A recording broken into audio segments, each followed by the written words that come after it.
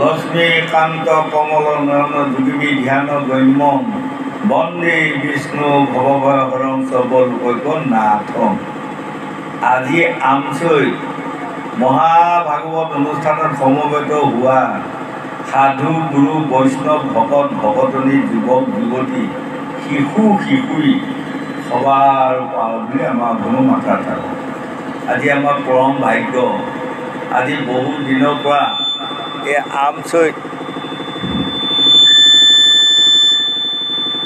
আমচৈত মহাভাগৱত অনুষ্ঠানত আহিব পোৱা নাই, মিলাব নোৱাৰোঁ।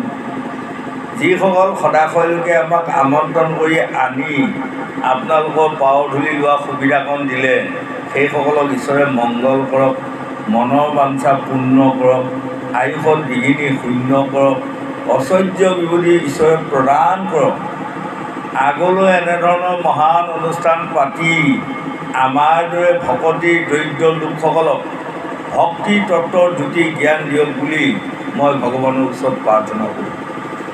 আৰু লগতে আজি পঞ্চম স্কন্ধত ভৱাতবী বৰ্ণন অৰ্থাৎ জ্বৰ ভৰতে আজি ৰহুগণ ৰজাক কি উপদেশ দিলে আৰু কি উপদেশৰ দ্বাৰা তেওঁ আত্মাক গতি দিয়াৰ সুবিধাকণ পালে। আমাৰ মনুষ্য জীৱসমূহেনো বা উৰণ পুৰণ ভোজন ভৱন চাৰিমুঠি জীৱই কেনেকৈ এই সংসাৰখনত জন্ম হৈ আমি হাবাতুৰি খাই আছোঁ। ইপিনে যাম পথ বন, সিপিনে যাম গেট বন, নহয় বাৰু, ইপিনে যাম ক'ৰবাৰ ৰাস্তাতে কিবা বন। তাৰমানে আমাৰ বিষয় বাসনা যিটো ধন ধান পুত্ৰ ভাৰ্যা ল'ৰা ছোৱালী সংসাৰখনত আমি সদায় মুকলি পথ এটাকেই বিচাৰি ফুৰোঁ, উন্নতিৰ পথ, শান্তিৰ পথ। কিন্তু শান্তিৰ পথ বিচাৰিব যাওঁতে কাৰোবাক মহা অশান্তিও লাগ লয়। সুখ বিচাৰি বিচাৰি ফুৰোঁতে কেতিয়াবা আকৌ মহা দুখতো পৰিবলগীয়া হয়। এই সকলোখিনি বিষয়ে আজি জ্বৰ ভৰতে ৰহুগণ ৰজাক কিটো জ্ঞান বিজ্ঞান তদং ৰহস্য গুণ ক্ৰীড়া দ্ৰব্য জাতি মায়া তৰণ জীৱ ঈশ্বৰ, এই মহাভাগৱতৰ 12 শ্লোকৰ 12 স্কন্ধৰ জৰিয়তে কেনেকৈ জ্ঞান দিলে সেইকণ জ্ঞানৰ কথা আজি ইয়াত ওলাব। আৰু সেই জ্ঞানৰ কথাখনকে আমি কেইটামান ব্যাখ্যা কৰি যাম। জানিবা অজানিতে যদি আমাৰ অধৰ্মৰ কিবা আকৃতি হয় আটাইকণ আপোনাৰসকলে শুধৰাই ল'ব। কাৰণ শাস্ত্ৰই কৈছে হস্তিৰো পিছলে পাও সৰ্জনৰো বুৰে নাও আংক তুমি জানিবা সবাই। সেই লোকসকল ডাঙৰ ডাঙৰ হাতীৰো কেতিয়াবা ভৰি পিছল খাই যায়, মহা সজনসকলেও কেতিয়াবা নাওবোৰ খায়। আৰু আমি সৌ মাটি পৰ্বত মৰিগাঁৱৰ পৰা আহিছোঁ, আহি আপোনাসকলৰ মাজত যি দুআষাৰ কথা কৈ যাওঁতেই যদি কিবা ভুল চুক আকৃতি হয় আটাইকণ আপোনাসকলে শুধৰাই ল'ব। আজি ৰহুগুণ ৰজাই জ্বৰ ভৰতক কিয় এইকণ জ্ঞান দিবলগীয়া হ'ল? জ্বৰ ভৰত কোন আছিল আৰু ৰহুগণ কোন আছিল? নহয় বাৰু, জ্বৰ ভৰত আছিল এসময়ত সত্য যুগৰ প্ৰথমতে আমাৰ এই পৃথিৱীখনৰ তেওঁ ৰজা। ৩৬,০০০ বছৰ ৰাজত্ব কৰাৰ পাছত তেওঁৰ গুণ গৰিমা বিশ্লেষণ কৰি ব্ৰহ্মাই তেওঁৰ নামতে নামাকৰণ কৰি ভাৰত নামটো দিলে। আগতে ভাৰত নাম নাছিলে, হয়নে? ভৰত ৰজাৰ নামতে ভাৰত বনাই থৈ গ'ল। তেনে এজন মানুহ যেতিয়া বেয়া দিন আহিব, যাৰ দিন পৰিব শালত লাও কোমোৰা নুঠে ছালত, টানি ধৰি তোলাই দিবা ছালত গোট নধৰে ডালত, যেতিয়া দিন বেয়া আহিব। সেনে এজন ৰজাৰো সদৌ শেষত যায় কিহৰ জন্ম পালেগৈ? হৰিণৰ জন্ম পাই ঘাঁহ বন খাই ফুৰিবলগীয়া হ'ল। আপোনাৰসকলে ভাগৱতত পাইছে। আৰু তাৰ পাছত দ্বিতীয়বাৰ আকৌ জন্ম ল'লে এজন বোবা হৈ, হয়নে? চাওক, বোবা জন্ম ল'লে একো মাত বোল নোলায়। কিন্তু সেই সময়ত ৰহুগুণ ৰাজা আজি ক'ত যাব? বদৰিকা চামত ধৰি উপাসনা কৰিব যাব। তেওঁ যেতিয়া ৰজা, 4জন মানুহ কান্ধত দোলাত উঠি তেওঁ হৰি উপাসনা কৰিব গ'ল।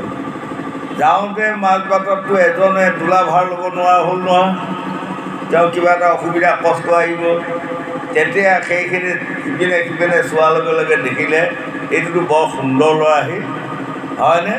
দেখাই শুনাই বগাই চিগাই ডেকা ল'ৰা, সুন্দৰ ল'ৰা, এই তাক লৈ আহি পেলাই যদি দোলাত জুতি দিয়া দোলাখন বঢ়িয়াকৈ যাব।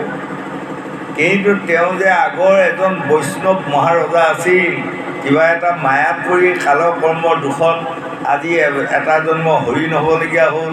কেনেকৈ হ'ল তাকো ক'বগৈ, আপোনাৰসকলে পাব। আৰু দ্বিতীয়বাৰ তেওঁ বামুণৰ ঘৰত জন্ম লৈ বোবা, তেওঁ মাতি আনি যেতিয়া দোলাত লগাই দিলে ভাৰত গৈ আছিল। তেওঁ এজন মহাবৈষ্ণৱ, এটি পিপৰ দেখিলেও তেওঁ জাপ মাৰি দিয়ে। ভৰি আগত এটা বেং পৰি যদি তাতো জাপ মাৰি দিয়ে, দিওঁতেতো বাকী তিনিজনৰ হুলস্থুল হৈ গ'লগৈ নহয়।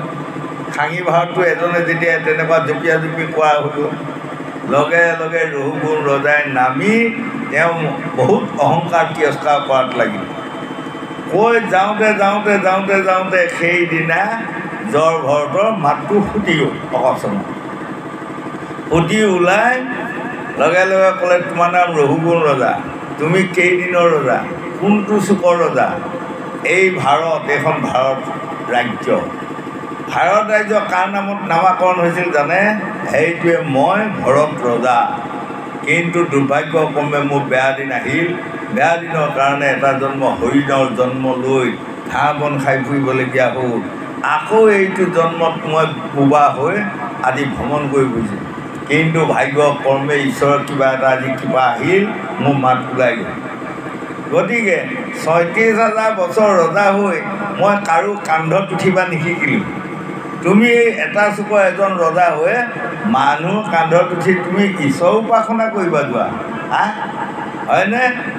এনেধৰণে যাওঁতে যাওঁতে কওঁতে কওঁতে ৰহুগুণ ৰজা আজি জ্ঞান আহি এই জৰ ভৰতৰ পাৱত পৰি মানে কাবু কৰিছে যে আপোনাক মই এতিয়া গুৰু মানিলোঁ, আপুনি মোক জ্ঞান দিয়ক, মই মনুষ্য জন্মটো কেনেকৈ সাৰ্থক কৰিম, এই বুলি আজি শৰণাগতি হোৱাৰ লগে লগে জৰ ভৰতে আজি যিবোৰ জ্ঞানৰ কথা কওঁতে কওঁতে ৰহুগুণ আজি সদৌ শেষত আত্মাক বৈকুণ্ঠত যাব পাৰিলে। এতিয়া সেইটোকে আকৌ আমাক ভাৰতত ভাগৱতে আমাক দেখুৱাইছে, গোসাঁইসকল গোসাঁনীসকল আমিও একোটি একোটি ৰহুগুণ ৰজা হৈ আছোঁ। আমি মায়াত আবদ্ধ হৈ ভগৱন্তক যেতিয়ালৈ আমি চিনি নাপাওঁ তেতিয়ালৈ আমিও একোটি একোটি ৰহুগুণ ৰজা, নহয় বাৰু?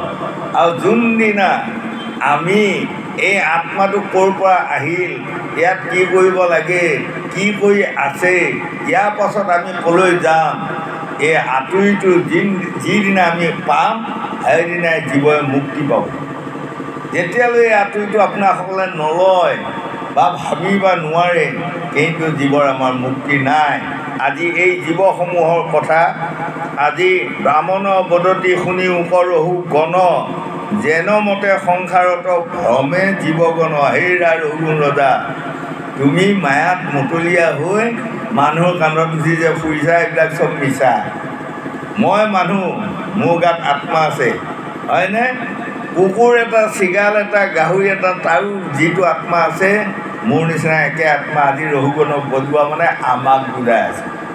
হয়, আমাৰ কোনোবা মানুহে আকৌ ভাবিব নাপায় যে আমাৰ আত্মাটো ভাল আৰু কুকুৰ চিগাল গাহৰি আত্মাটো বেয়া বুলি পেলাই ঘৃণা নকৰিব, হয়নে? আমাৰ নিচিনাই তেওঁলোক, কিন্তু কিবা বেয়া কৰ্ম কৰাৰ ফলত তেওঁলোকে আহি এইটো জন্মত কুকুৰ চিগাল গাহৰিত জন্ম পাই ২০টা বৰকচু খাই ফুৰিবলগীয়া হৈছে। হয়, আৰু আকৌ আমি মনুষ্যৰ জন্ম পাই যদি আমি মনুষ্যৰ জন্মটো আমি বেয়া কাম কৰি যাওঁ, তেনেহ'লে আমাকো লৈ যায় এদিন কুকুৰ চিগাল গাহৰিত গৰ্ভত জন্ম দিব, আমিও ২০টা বৰকচু খাই ফুৰিব লাগিব। আপোনালোকৰ আমচৈতে এজন যেনিবা মহাজ্ঞানী পণ্ডিত মানুহ আছিল, যেতিয়া তেওঁ বেয়া কাম কৰি যাব তেওঁক যমৰাজাই ক'বনে, এই বেয়া কাম কৰিলোঁ, আমচৈৰ এজন বৰ ভাল মানুহ, এওঁক খেয়ালত জন্ম নিদিবি, গাহৰিত জন্ম নিদিবি বুলি ক'বনে? নকয়, তাতে দিব, হয়নে?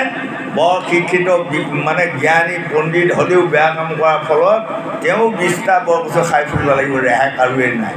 গতিকে আমাক কৈছে, সেই লোকসকল এই জ্ঞান বিজ্ঞানৰ কথাকণ আজি ৰহুগুণক কোৱা মানে আমাক কৈ আছে, আমি যিসকলে মায়াত আবদ্ধ হৈ বেয়া কামত লিপ্ত হৈ আছোঁ, ঈশ্বৰক চিনি পোৱা নাই, আমি সেইসকল ৰহুগণ, হয়নে? আৰু যেতিয়া আমি এই পৃথিৱীখনত মনুষ্যৰ জন্মটোৰ আঁতৰিটো পাম, যিদিনা তাৰ আঁতৰিটো আমি কেনেকৈ ল'ব লাগিব, মই বা আপুনি, তেওঁ বা তেখেতে আমি ভাবি লোৱা উচিত। আমাৰ আত্মাটো যিটো আত্মা, উৰণ দুৰণ গজন ভ্ৰমণ চাৰিমুঠি জীৱৰ লগত থকা আত্মাটো একেটাই আত্মা। কাৰোবাৰ আত্মা নীলা, কাৰোবাৰ আত্মা বগা, কাৰোবাৰ আত্মা ৰঙা পখৰা, কিবা আছেনে? নাই। আৰু আমাৰ মাজত অনেক সম্প্ৰদায় আছে। আমুক সম্প্ৰদায়ৰ আত্মাটো এনেধৰণৰ গোসাঁই, তৌক সম্প্ৰদায়ৰ আত্মাটো এনেধৰণৰ কিবা আছেনে? নাই। আৰু আমাৰ এই বিশ্বখনত আমাৰ আছে মায়াৰ সংসাৰখনত স্বামী পত্নী বা মাইকী মতা ভাগ আছে। আত্মাটো আছেনে বাৰু? কোনোবাটো আত্মা মাইকী, কোনোবা আত্মা মতা আছেনে? নাই, আত্মাৰ চিন নাই, হয়নে? মোৰ আত্মাটো আকৌ লৈ যায় যদি গৰুত সোমোৱাই দিয়ে গৰুৱে হ'ম, কুকুৰত সোমোৱাই দিয়ে কুকুৰে হ'ম।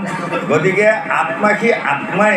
গতিকে এই আত্মাটোক আমি কেনেকৈ গতি দিম, মনুষ্যৰ জন্ম সাৰ্থক কৰি আত্মাক কেনেকৈ গতি দিম, তাৰে হ'ল ভাগৱত দৰ্শন। এই ভাগৱত দৰ্শনৰ কথাখন যিসকলে বুজি পালে, হৃদয়ত আনিলে, সেইসকলে ইহকালে পৰকালে শান্তি লাভ কৰি নিজৰ আত্মাক গতি দিব পাৰিব বুলি ভাগৱতে আমাক বুজাই আছে। গোবিন্দ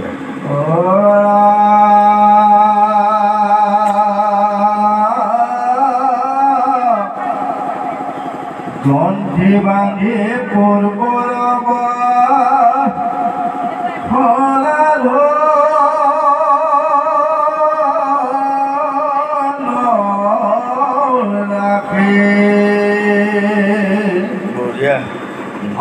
তাতে পৰি আছে নিৰাত তৰে যে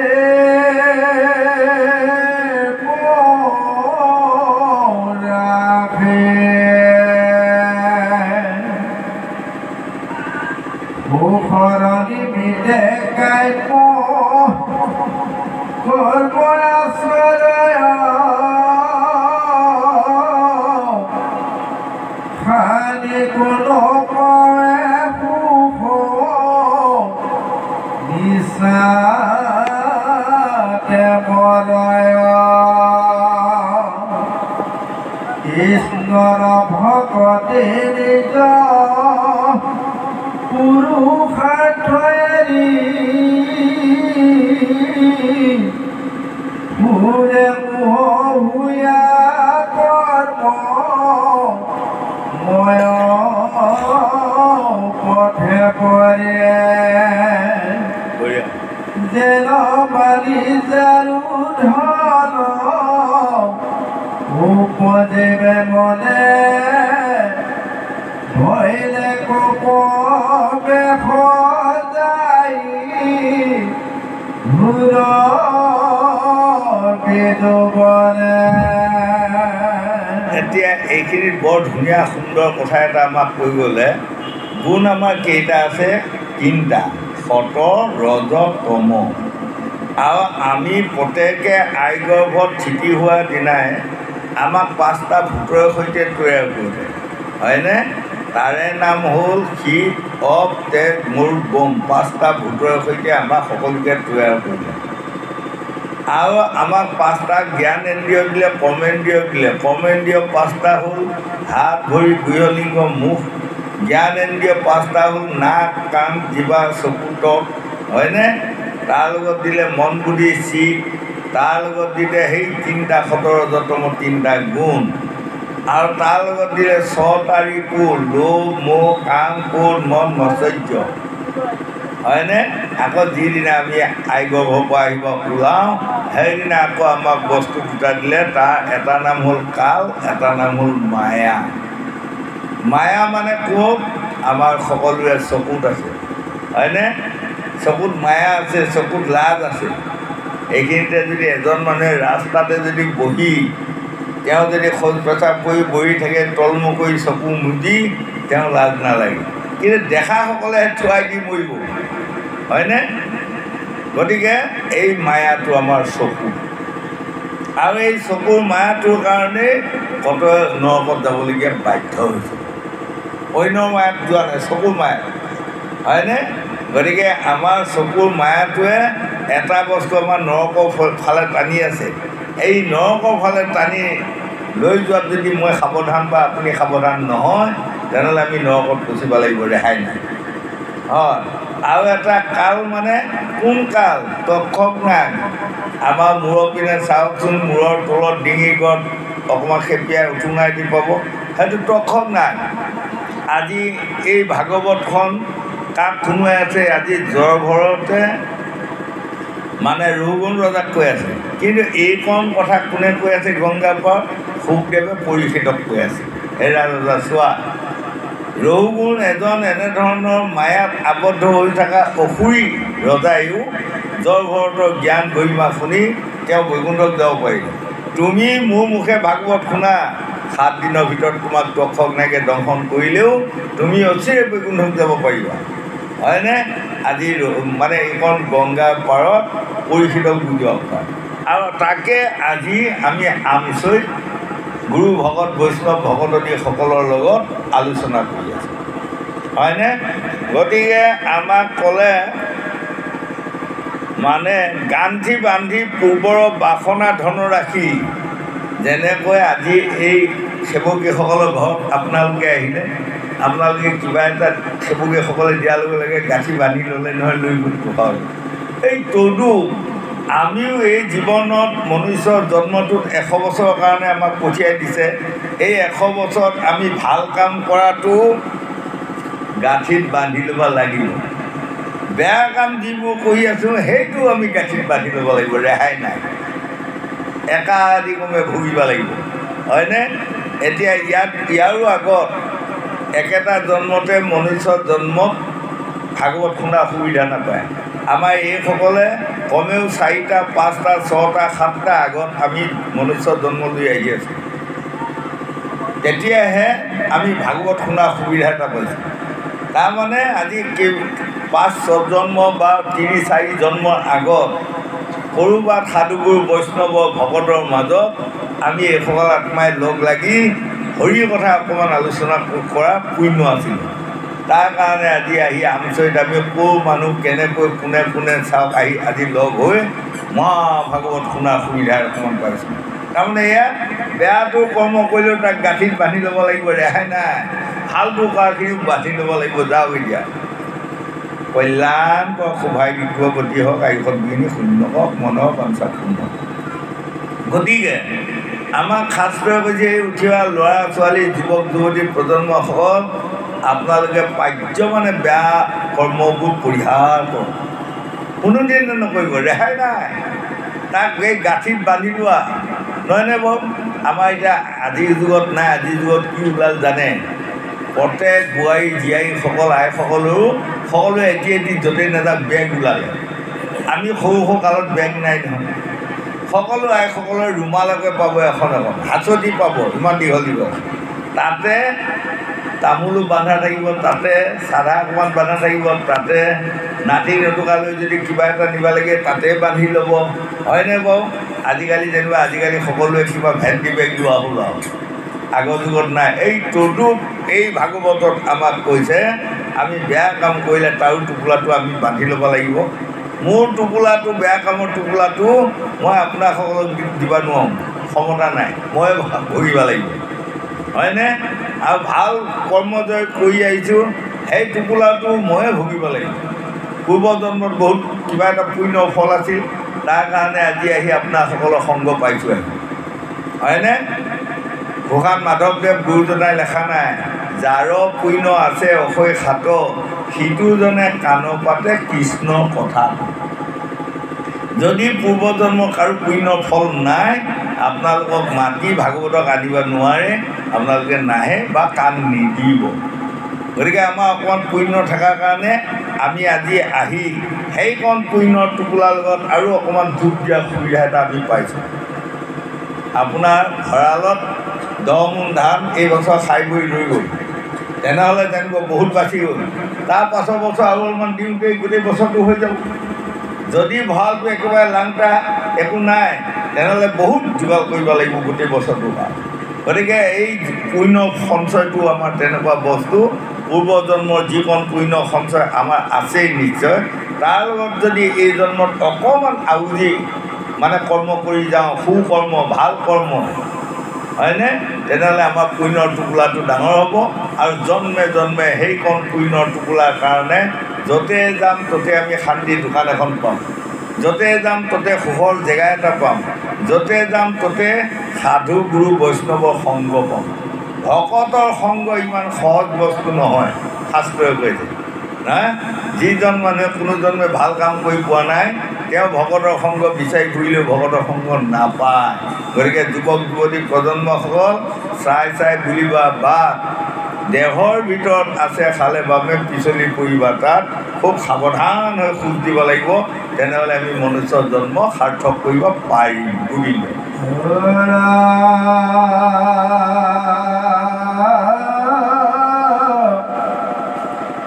একজন মাত্ৰ তাৰ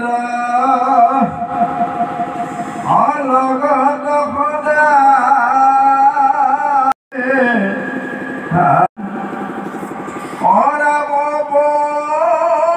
শেষে বাণী জকা ঋণ সমুদায় চিগাল কুকুৰে কামোৰ ভেনায়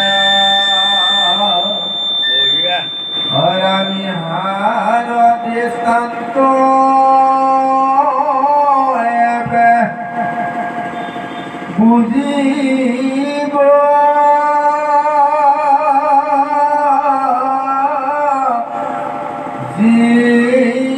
জীবন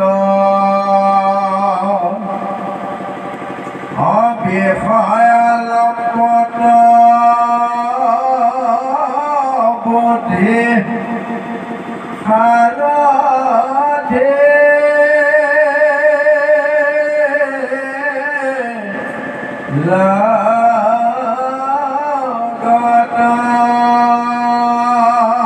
এতিয়া এইবোৰ উদাহৰণ দি আজি জ্বৰ ভৰতে ৰঘুকুল ৰজাক বুজাই আছে এৰা ৰজা বিষয় লম্বত আমাৰ যে প্ৰত্যেকৰে হৃদয়ত আছে বুদ্ধি বুলি কোৱা বস্তুটো এইটো বিষয় বাসনাতে লম্বত মানে বেয়া হয়নে কেৱল সি তাক কি লাগে জানে কেনেকৈ উপাৰ্জন কৰিব পাৰিম ধন টকা পইচা বুদ্ধি কৌশল আনৰ হওক কাৰোবাৰ হওক প্ৰশ্ন নাই আনক তাৰ পাপত কৰি যদি আপুনি কুকুৰ চিগাল গাহৰিত জন্ম লয় এই বুদ্ধিটো কিবা লচাৰিব নেকি নহয়নে লোভ মোহ কাম ক্ৰোধ মন মৎসৰ্য ছটা ৰিপুৱে বোলে আমাৰ বিপৰীতে তেওঁলোকে কথা পাতে আমাৰ ভিতৰতে থাকি কথা পাতি কোনোবাটোৱে কি কয় জানে এইবাৰ যেনে তেনে ইয়াক লৈ যায় কুকুৰৰ জন্ম পেলাব লাগিব হয়নে আকৌ যদি বুদ্ধি কৰি লৈ যায় আমাক কুকুৰৰ জন্ম দে আকৌ সিহঁতকেইটাই আলোচনা কৰিব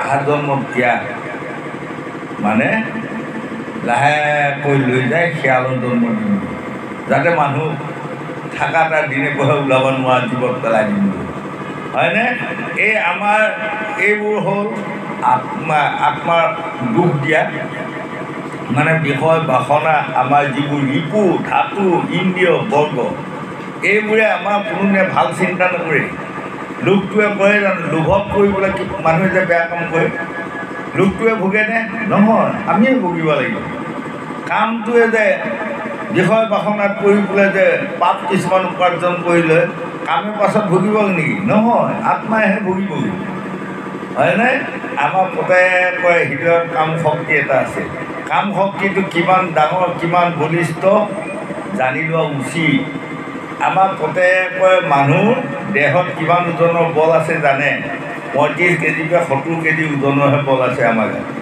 তাৰ ওপৰত নাই কিন্তু আমাৰ প্ৰত্যেকৰে হৃদয়ত থকা কাম শক্তিটো 7টা হাতীৰ বল আছে তাক আপুনি টঙনিয়াই ঘূৰাব পৰা বলাব পৰা ক্ষমতা নাই তাৰ হৈ আমাক কয় যে কাম শক্তিটো পৰিৱৰ্তে আপুনি ধৈৰ্য শক্তি আনিবা সদায় অভ্যাস কৰক আৰু সেই ধৈৰ্য শক্তি আনিবলগীয়া হ'লে আপুনি অকলে নোৱাৰে সাধু সংগ লওক লৈ শাস্ত্ৰ ভাগৱত জ্ঞান তত্ত্বৰ কথা শুনিবৰ যত্ন কৰক তেতিয়া আপোনাৰ পৰা কাম শক্তিটো ইমানখিনি পৰিচালিত হ'ব নহয়নে এজন মানুহে চাইকেল এখন লৈ আহিছে আৰু এজনে চাইকেল এখন লৈ আহিছে এই দুজনৰ মানুহে সুধিছে আপুনি যে চাইকেলখন লৈ আহিছেনে আপুনি চাইকেলখনে আপোনাক আনিছেনে আপুনি চাইকেলখন লৈ আহিছে সি কৈছে মই মোক চাইকেলখনে লৈ আহিছোঁ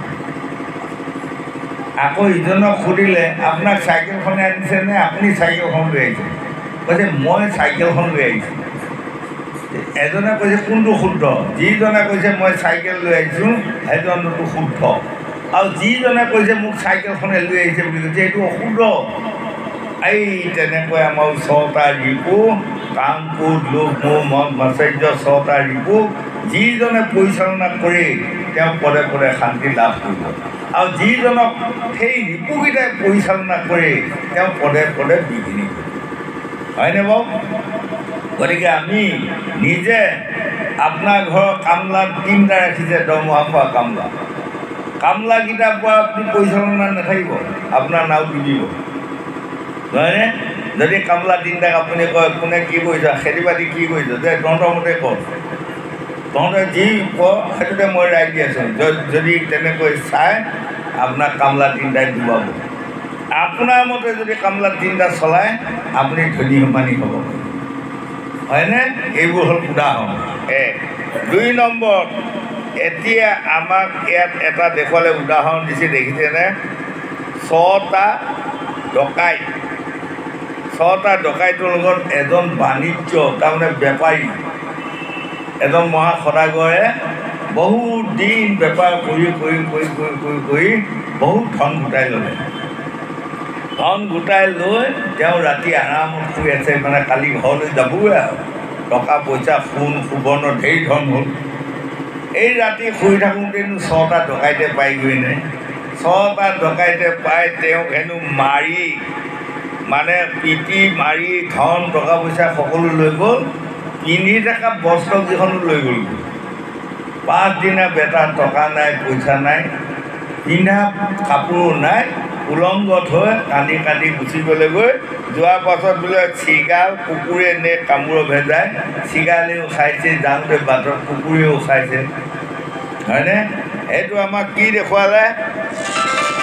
তাৰমানে কথাটো হ'ল আমাক দেখোঁতে আমি সকলোৱে একোটি একোটি সদাগৰ।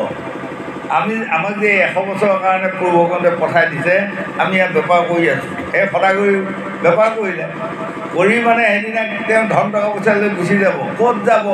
পৰলোকলৈ যাব। আমি যিদিনা পৰলোকলৈ যাম, যিসকলে ইন্দ্ৰিয় ভোগৰ ৰিপু ধাতু মতে চলি আছে তেওঁলোকৰ মতে, তেনেহ'লে আমাক সেই চব ধন ধান কাঢ়ি ৰখা মানে আমাৰ পুণ্যকণ। এই মনুষ্য জন্মলৈ যিকণ পুণ্য কৰিলোঁ গোটেইকণ পুণ্য কাঢ়ি ৰখালে। আৰু 5 দিনা উলংগত হৈ যাবলৈ বস্তুও কাঢ়ি ৰখালে। আমি যিদিনা ঢুকাম সেইদিনা যেনিবা মৰমতে মোক বা আপোনাক তেওঁক বা তেখেতক কোনোবাই 10খনমান চেলেং কাপোৰ জাপিয়ে দিব। সেই চেলেং কাপোৰকেইখন লগত নিব পাৰিমনে? নাই। শ্মশানত লৈ যায় এইখন কাটি কৰি থৈ জুই লগাই দিব, পুৰি চাই কৰি দিব। সেইটো দেখুৱাইছে আমাক, মানে আমি সকলোৱে একোটি একোটি সদাগৰ, আৰু আমিও এদিন যাব লাগিবগৈ। আৰু সেইদিনা কান্দি কান্দি উলংগত হৈ যাওঁতে কুকুৰে চিগালে আমাক কামুৰিয়ে খাব। হয়নে? যদি 6টা ৰিপুৰ মতে চলে, এই যে ডকাইত 6টা, এই লোভ, মোহ, কাম, ক্ৰোধ, মদ, মাৎসৰ্য, 6টা ডকাইত। এই 6টা ডকাইত আমাৰ লগত আছে। সাৱধান, সদায় ডকাইতৰ লগতে এতিয়া বাস কৰি থাকিব লাগিব। মই জানো এই 4জন গোসাঁই মোক খুব শত্ৰুশালী আছে, কিন্তু তেওঁলোকেই মাতিছে মোক আজি আমুকত ভোজ খাব যাব লাগে। মই কিন্তু ভোজ খাব গৈ আছোঁ তেওঁলোকৰ লগত, কিন্তু মই হুঁচিয়াৰ হ'ব লাগিব। 4জনে সুবিধা পালে কিন্তু মোক ডুবাব। গতিকে তেওঁলোকৰ লগতে যাম, তেওঁলোকৰ লগতে ভোজ খাম। সাৱধান, মোক একো কৰিব নোৱাৰে, মই ইমানখিনি সাৱধান হৈ থাকিব লাগিব। এই তদুপ আমি মনুষ্য জন্মত 6টা ৰিপু আমাক লাগিবই, ভগৱানে দিয়া বস্তু। তাক আমি কাটি কৰি পেলাই দিব পৰা ক্ষমতা নাই, কিন্তু তাক নিজৰ নিজৰ মতে চলিব পৰা কৰি, চলাব পৰা কৰি যদি আপুনি যায়, তেনেহ'লে তেওঁলোকে কোনোদিনে আপোনাক বিপদত পেলাব নোৱাৰে। গোবিন্দ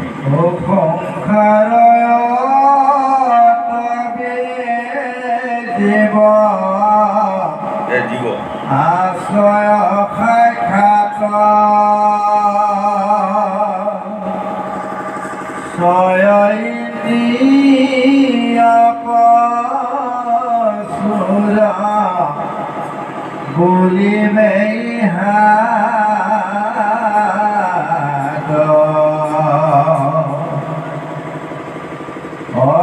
পৰম দুৰ্জনয়িত থাকে সে গোসা একে দিলে ধৰ্ম গ্ৰস্ত কৰে সমূহ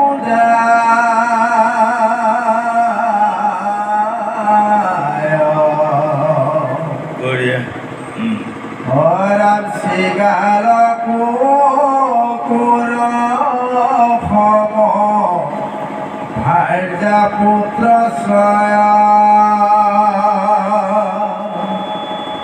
খাইবা পিন্ধিবাৰ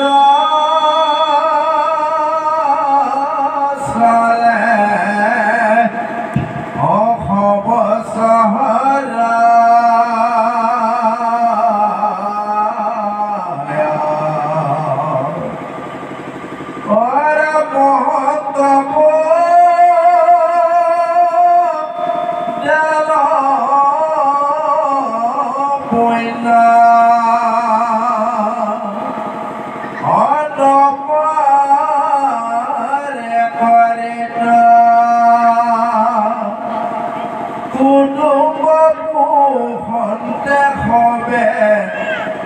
নষ্ট হুৱে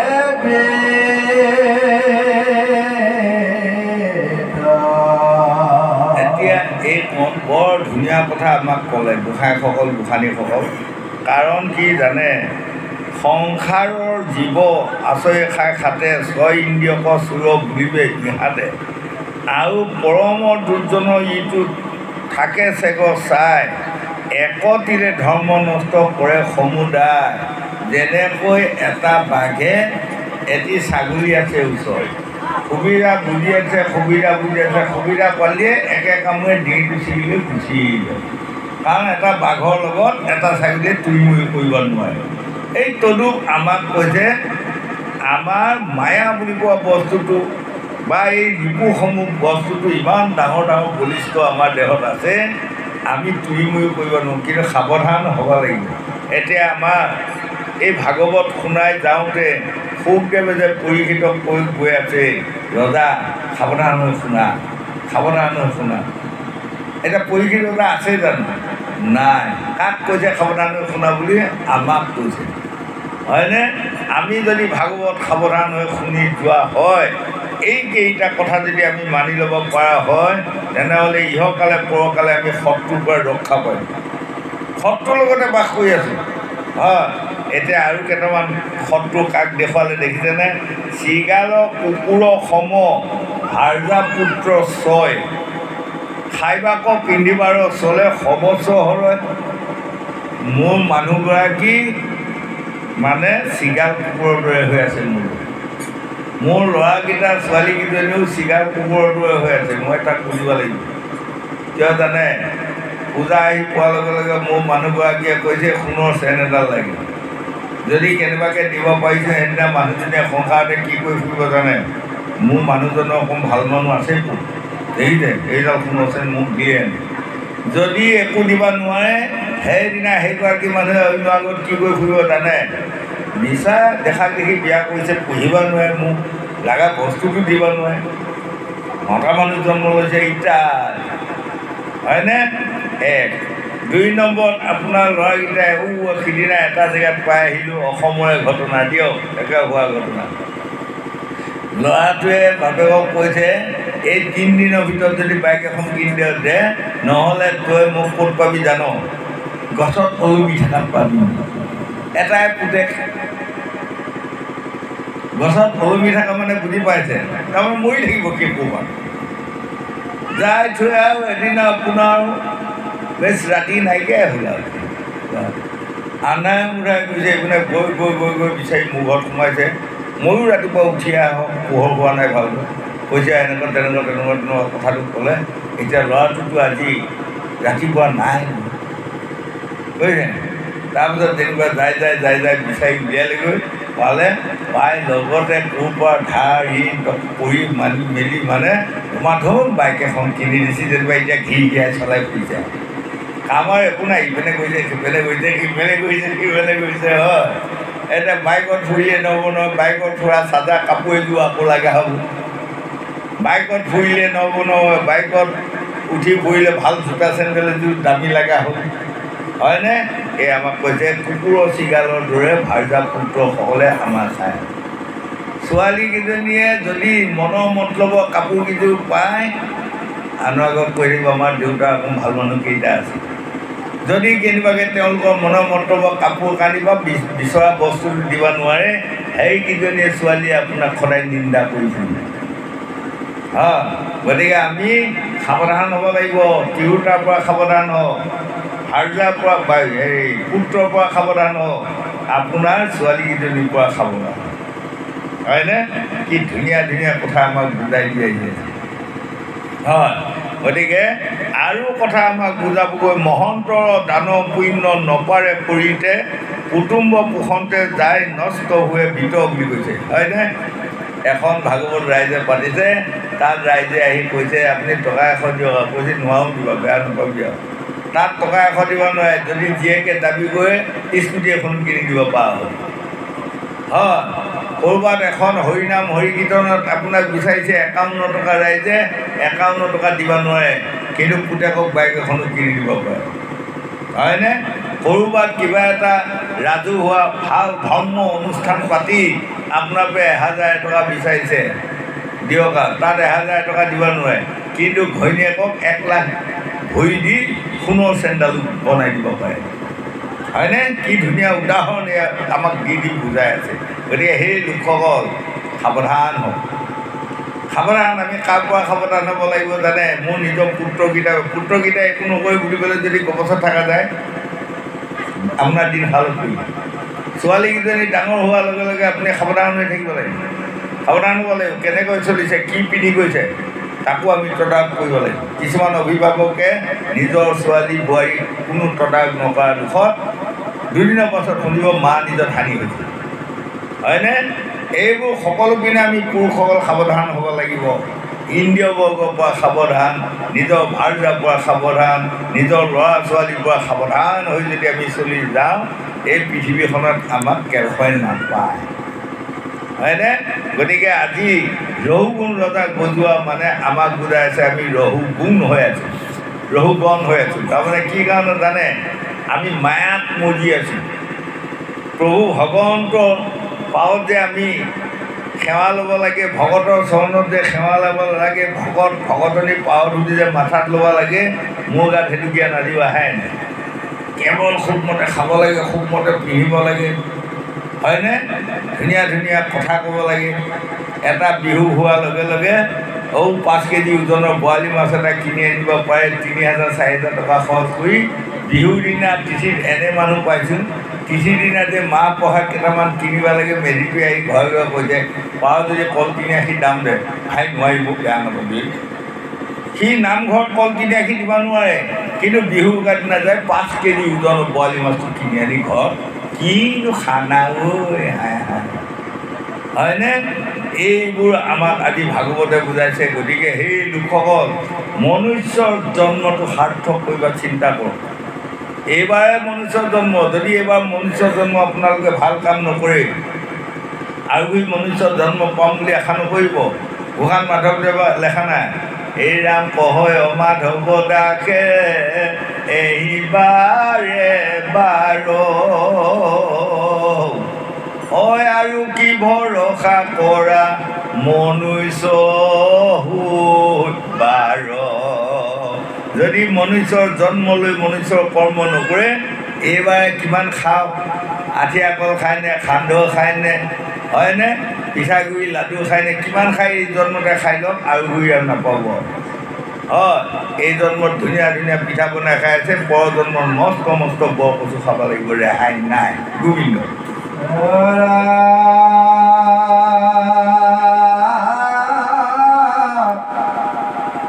যেন ছাগলক বাঘে থাকে বাট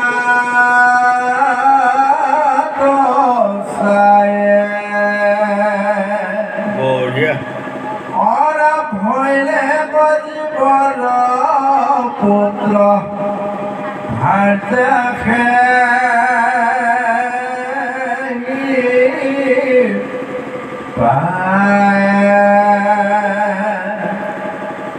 কোনো বেলা বাণিজ্যাৰ ভৱত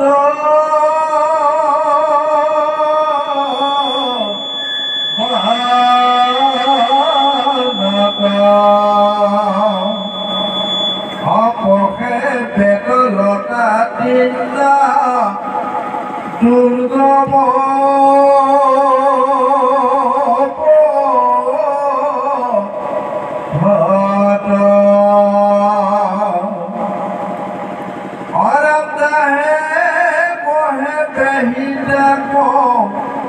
কামোৰে বিস্তৰ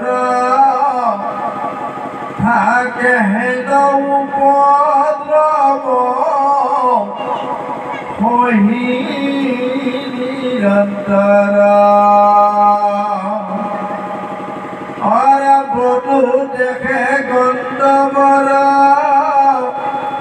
আনন্দ কৰে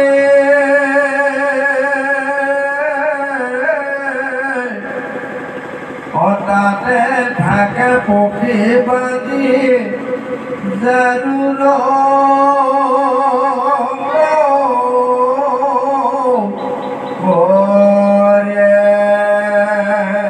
এতিয়া আপোনাসকলে বুজি পাব বাৰু আমাৰ গুৰুসকলে আমাৰ ল'ৰা ছোৱালী যুৱক যুৱতীসকলে বুজি নাপালেও বুজি ল'ব বাণিজ্যায়ো শব্দটো কি কৈ আছে জানে এইটো বৰজোৱালী ভাষা ভাগৱতখন তিনিটা ভাষাত মানে ই লিপিবদ্ধ হৈ আছে প্ৰথমটো হ'ল সংস্কৃত 2 নম্বৰত হ'ল বৰজোৱালী 3 নম্বৰত অসমীয়া হয়নে এই তিনিটা ভাষা মাজে মাজে কৈ যোৱাৰ কাৰণে আমাৰ কণ কণ ল'ৰা ছোৱালীসকলে বা ডেকা গাভৰুসকলে বুজোঁতে কিছুমান টান পায় এটা বাণিজ্যায়ো তাৰমানে আমি বেপাৰ কৰিব আহিছোঁ ধৰি লওক এই 100 বছৰ যে আমাৰ মনুষ্য জন্ম দিছে আমি ইয়াত বেপাৰ কৰি আছোঁ বেপাৰৰ লাভ লোকচান কোনদিনা ওলাবগৈ যিদিনা আমি সকলোৱে শেষ বিচনাত পৰিম এদিনটো শেষ বিচনাত পৰিমে ৰেহাই নাই আছে জানো ৰেহাই যেনিবা আপুনি কমকৈ পৰিব মই বেছিকৈ পৰিম কিবা এটা কিন্তু পৰিব লাগিব এখন শেষ বিচনাত সকলোৱে এদিন পৰিবই লাগিব কোনোবাই এমাহ কোনোবাই 3 মাহ কোনোবাই 3 দিন কোনোবাই 3 বেলা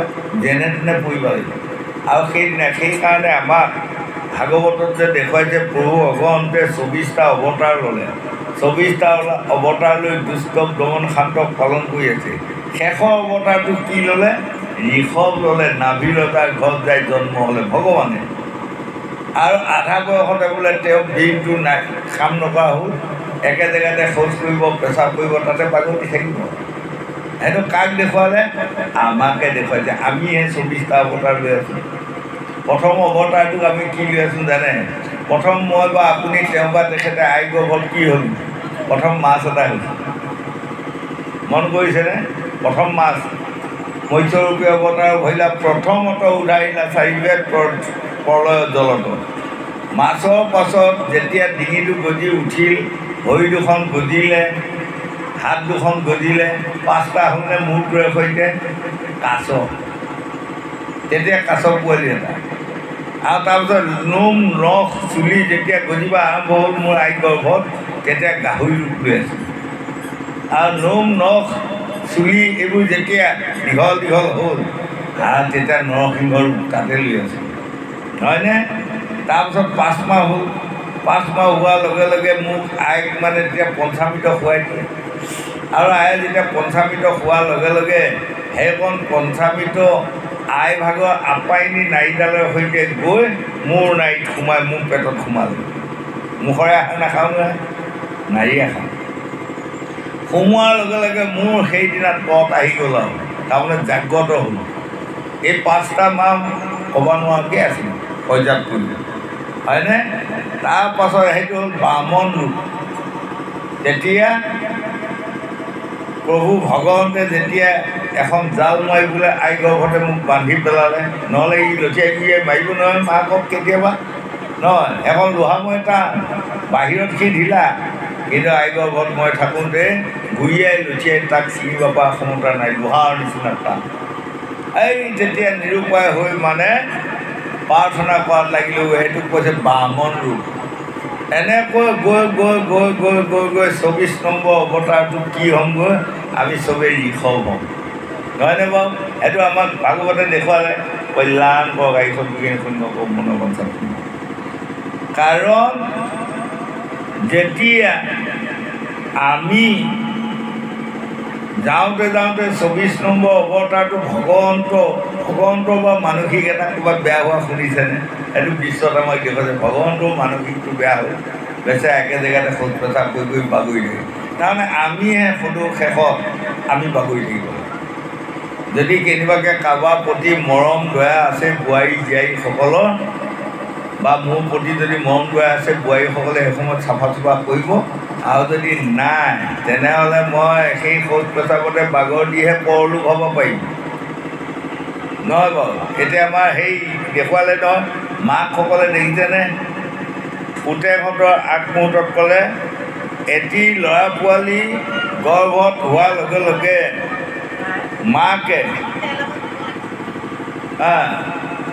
মানে মাকে সদায় তেওঁ অইন পিনে হাতীখনে যিয়ে নকওঁ খাওঁকৈ হাতীখন পেটটো লৈ আহে ক'ৰবাত মোৰ গৰ্ভত হোৱা কেঁচুৱাটোৱে ক'ৰবাত দুখ পাব কিবা পাব দেখিছেনে বাৰু ক'ৰবাত যাই পেলাই খাওঁকৈ নবহে লাহেকৈ বহিব মানে অনাগত কেঁচুৱাটো চিন্তা এই চিন্তা কৰি যাওঁতে এদিন জন্ম হ'ল জন্ম হোৱাৰ দিনাৰ পৰাও মানে নেৰা নেপেৰাকৈ ধৰে ঠাইতে ক'ৰবাত খেতৰে ধৰিব সাৱধান ক'ৰবাত মহ গুচিয়াই পাব সাৱধান নহয়নে বাৰু ক'ৰবাত কিবা ৰোগে হ'ব সাৱধান যদি কেনেবাকৈ ল'ৰাটো আমাক কি ধুনীয়া এটা উদাহৰণ দিছে দেখিছেনে ল'ৰাটো বা ছোৱালীজনী আপোনাৰ যেতিয়া কেনেবাকৈ কিবা এটা অসুখ বিসুখ সৰুকালত হৈ যদি সেই কান্দি আছে তেনেহ'লে গোটেই ৰাতি বুলিলেও মাকে শুব নোৱাৰে আৰু তাক আহু ধৰি কেনেকৈ ভাল কৰিব শান্তি নাই দৰকাৰ মাকে খোৱা বোৱাই ত্যাগ দিব ইমান কষ্ট কৰি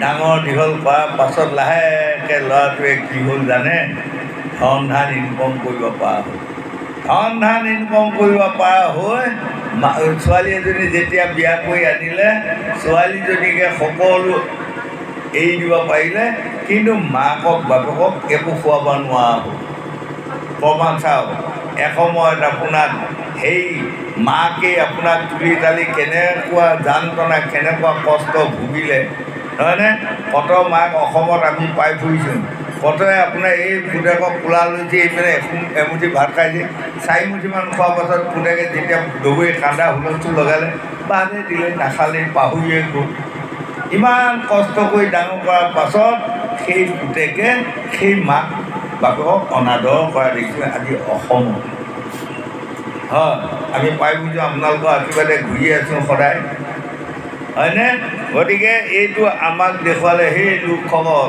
আমি যাকে কওঁ আশ সিয়ে কৈ হ'ব না হয়নে আমাৰ কিহৰ আশা কওক আপোনাৰ ল'ৰা দুটাৰ প্ৰতি কিহৰ আশা ল'ৰাটোৰ প্ৰতি কিহৰ আশা যাতে এদিন মই বয়বৃদ্ধ হ'ম আৰু ই ডেকা হ'ব হৈ পেলাই বিয়া বাৰু কৰি ধুনীয়া ছোৱালী ল'ৰা নাতি মোক দেখুৱাব মই নাতিসকলৰ লগত খেলি থাকিম আনন্দ ইহঁতে মোক আউল পইচা ধৰি খুৱাই বোৱাই সদৌ শেষত মানে শশানলৈকে বিদায় দিব এই এটা আশা আমাৰ কিন্তু আজি যুগটো কি হৈ আহিছে নাজানো এই 4 ভাগৰ এভাগৰ এই আশাটো পূৰ্ণ হৈছে 3 ভাগৰ কিন্তু অসমত মহা দুখ কষ্ট আহিছে হয়নে কিয় জানে এটা ডাঙৰ দুখৰ বিষয় অসমত ঘূৰি পাকি পাইছোঁ গোসাঁইঘাটেও পাইছে নিশ্চয় আপোনালোক জানা শুনা মানুহ এনেকুৱা ডাঙৰ ডাঙৰ অসমত মানুহ পাইছোঁ মই কুকুৰ পোহা ইয়াত ডাঙৰ ডাঙৰ কুকুৰ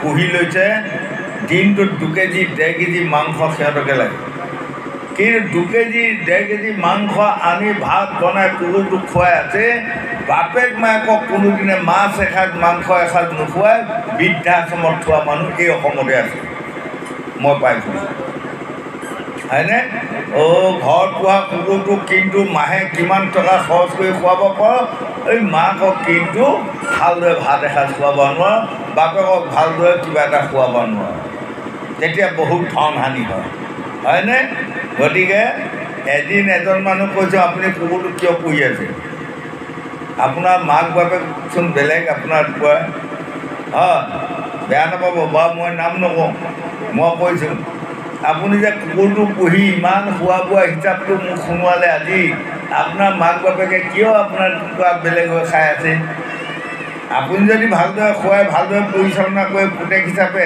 মাক বাপেকে কিবা পুতেকক এৰি পেলাই ক'ৰবাত থাকিবগৈ নেকি হয়নে গতিকে সেই ল'ৰা ছোৱালী যুৱক যুৱতী প্ৰজন্মসকল এইবোৰ কথা ভাগৱতৰ পৰা আপোনাসকলে কাণ দিয়ক হয়নে কিন্তু কুকুৰক আদৰ কৰা মানুহ অসমত ঢেৰ হৈছে কিন্তু মাক বাপেকক আদৰ কৰা মানুহ নাইকিয়া হৈ গৈছে কথা নাই এইটো হয় গতিকে সেই লোকসকল বংগদেশৰ চৈতন্যদেৱে লিখিছে ভাবিও চিন্তিও কৰিও কাজ কৰিও ভাবিও না চাৰ মধ্যে মাংসেৰ জোল চাৰ কামিনীৰ কুল গোৰাং নিতাই হৰি হৰি বোল ভগৱন্তৰ নাম লোৱা আপোনাসকলে অভ্যাস কৰক ভগৱন্তৰ নাম লোৱাসকলে কেতিয়াও বেয়া কাম কৰিব নোৱাৰে গোবিন্দ নাম